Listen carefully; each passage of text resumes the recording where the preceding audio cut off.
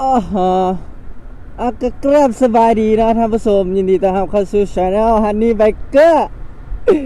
และตอนนี้นะเราก็มาเบิ่งสภาพหนทางเนาะในเขตบ้านนะทางตัดไม้ดอนนคุ้มเนาะหลังจากที่ฝนตกเมื่อคืนนี้สภาพนั่นก็คือน้ำวิดเต็มงอนกูเลยน้ำท่วม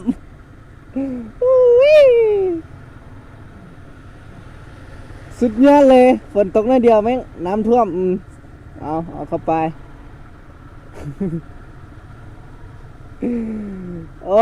จมมาเนาะรถกูนี่เนาะสภาพก็เห็นนี่คือว่าน้ำแบบเบิ่งเอาเลยท่านผู้ชมมันสรุปว่ามันเป็นหนทางหรือมันเป็นห้วยวะ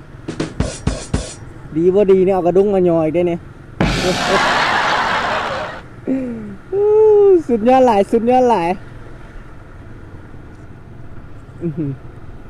อันที่สุดยอดนั่นก็คือน้ำฟิตเต็มง่อนนะนี่ก็คือสภาพหนทางที่แถวบ้านดอนนคุ้มเนาะหลังจากที่ฝนตกเมื่อคืนนี้ซึ่งก็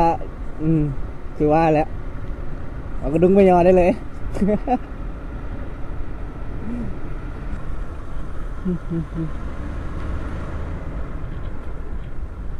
และนี่ก็เป็นอีกจุดหนึ่งนะแถวโรงเรียนลาวเยอรมัน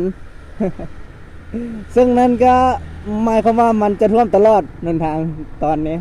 หรือว่าหนทางเส้นนี้เพราะว่าบุหัวมันระบายบ่ทันหรือว่าจังใดหรือว่ามันเป็นแอ่งบ่ด้วยบางทีถ้ามันตกหนักๆนี่ทางแถวนี้ถือว่าแบบสุดยอดเลยอ้าวชี้หายละไฟแดงจมลายไฟแดงใส่กูเฉย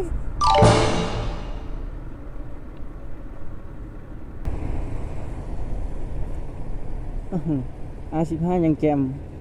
ฮะน้ำท่วมอีกแล้วสรุปว่ามันท่วมตลอดทางเลยตอนนี้เอาหลังกูไปเบิดเลยนี่แหละท้ายสั้นมีข้อดีก็ต้องมีข้อเสียข้อดีก็คือเท่ข้อเสียก็คือน้ำดีดหลังมึงเอาท่านผู้ชมเลยนึกและคิดตามว่าตอนนี้เรากำลังขี่เหืออยู่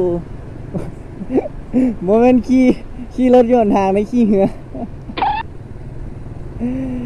สำหรับคลิปนี้ก็ขอจบกันลงเพียงเท่านี้นะขอบใจสำหรับการติดตามกดไลค์กดแชร์ไว้มีโอกาสเดี๋ยวเราเพิ่งน้ำท่วมไหมแล้วมื้อหน้าเราอาจจะซื้อเจ็ตสกีมาขี่จะขอบใจกันแล้วกันเนาะบ๊ายบาย